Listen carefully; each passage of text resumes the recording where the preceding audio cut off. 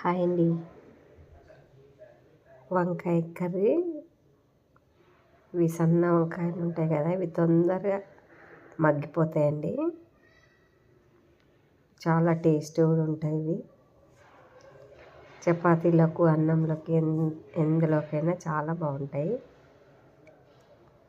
ఇలా ముక్కలు చేసుకొని సన్నగా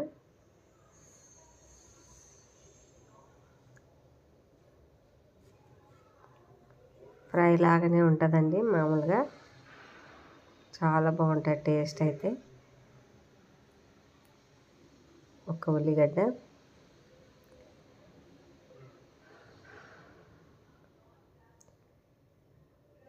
పచ్చిమిర్చి పేస్ట్ వేస్తే చాలా టేస్ట్ ఉంటుంది. ఇందులో ఇంత ఉప్పు వేసుకొని పేస్ట్ చేసుకోవాలి మనకు తగినంత.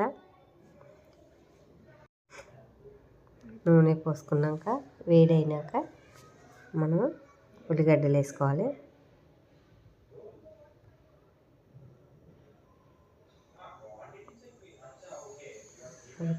అవి కొంచెము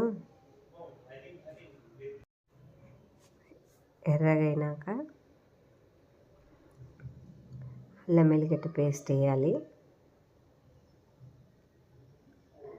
ఇంత అనేది కాదు, మనకు సరిపడేంత. కొనుక్కొచ్చుకుంది కాదు కదా, ఇంట్లోది కాబట్టి ఎక్కువైనా పర్లేదు మనకు. సాల్ట్ కూడా తగినంత వేసుకోవాలి. పేస్ట్ అయిపోయినాక, అల్లం వెల్లిగడ్డ పేస్ట్ అయిపోయినాక సాల్ట్ వేసినాక మనం వంకాయ ముక్కలు వేయాలండి. సన్న వంకాయలు ఇవి చాలా బాగుంటాయి, తొందరగా మగ్గిపోతాయి. పేస్ట్ ఇప్పుడు మనం పేస్ట్ చేసుకున్నాం కదా, ఆ పేస్ట్ వేసేయాలి. సాల్ట్ కూడా అందులోనే ఉంటుంది కదా ఆల్రెడీ, ఇంకా అవసరం లేదు సాల్ట్. మనకు తగ్గట్టుగా వేసుకోవచ్చండి, తక్కువ అనిపిస్తే వేసుకోవచ్చు మళ్ళీ. ఇలా మొత్తం ఇట్లా కలుపుకున్నాక కొంచెం మూత పెట్టుకోవాలి దీని మీద. మూత తీసినాక ఇలా అయితే దగ్గరికి అవుతుంది. చాలా తొందరగా మగ్గిపోతుంది. అది టేస్ట్ కూడా బాగుంటుంది. పచ్చిమిరపకాయల కారం వేస్తేనే చాలా బాగుంటుందండి. ఇది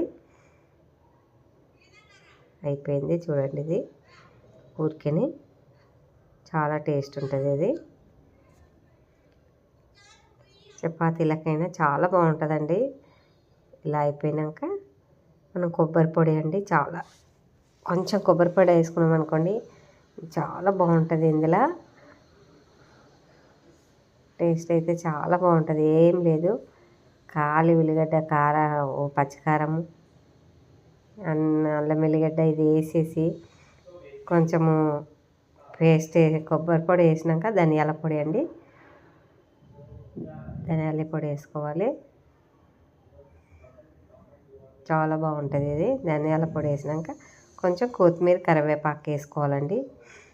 చిన్న చిన్న ముక్కలు చేసుకొని, దీని ఫ్లేవరే వేరుగా. మొత్తము ఒక 2 minutes ఉంచి స్టవ్ బంద్ చేసేసుకుంటే అయిపోతుందండి కర్రీ.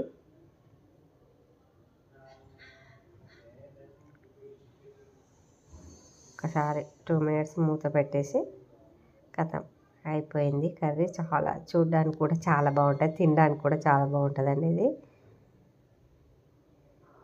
చపాతీలకు, రైస్కి. నచ్చితే ఒక లైక్ చేయండి. Thank you.